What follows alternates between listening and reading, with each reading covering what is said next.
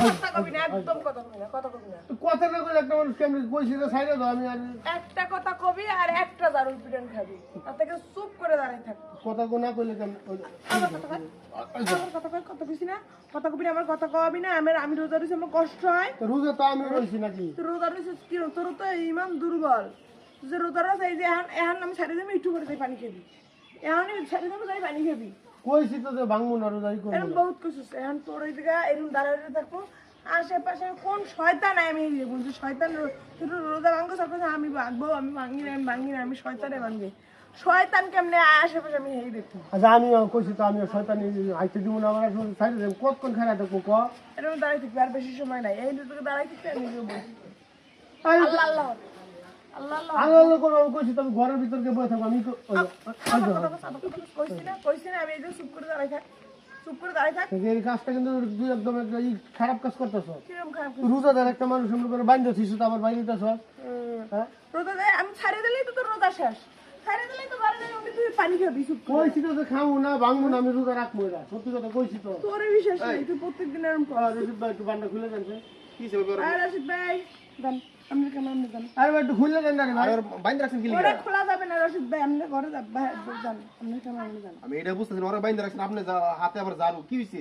আরে ভাই আরে সকাল থেকে বাইরে দিতেছে জারু দে বাইরে আমি দিয়া বলেন ও রোজা ভাঙে প্রতিদিন, কয় কি জানেন, আমি ভাঙি না, বউ আমার শয়তানে ভাঙায়। তা আজকে দেখবো কোন জায়গায় শয়তান আইছে, শয়তান আমি আশেপাশে একদিন আমি মনে হয় যে অন্য দিনে কামে গেছি ভুল করে পানি খাই লাইছি পানি খাই লাইছি এই রোজা কি আর আছে ভাত টাত খাইছি আর এরকম করে দুইটা তোর খবর কি আমি জানো, তোর খবর আমি জানো, তোর খবর হয়েছে কি হিসাব দিবি কি আয় হ্যাঁ, এটার লিগে আগে নফ ঠিক কর, আগে নফ ঠিক কর, তারপরে তুই এটার লিগে আমার বাইন্দা দিছে কয় যে ইফতারের আগে তোর সামনে শুনেন।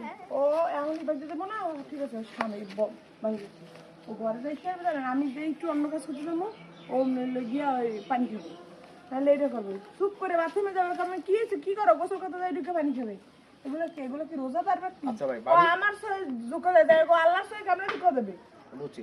এখন ভাবি যেহেতু রোজা করার লাগে আপনার ইয়া করে, রোজা থাকবে। আমি কইছি তো রোজা থাকবো আমার কথাই তো শুনতেছে না আমার বাইন্দা ছেড়ে দিছে আপনার তার মানে শুধু শুধু বাইন্ধে থাকবে। ভাই শোনেন, ও কষ্টও করবে, ওর রোজা হবে না আর কিছু না, কি জানেন, এই কষ্ট করতেছে না, রোজা তো রইতে আছে, আমার লগে রোজা রয়, প্রত্যেকদিন রোজা রয়।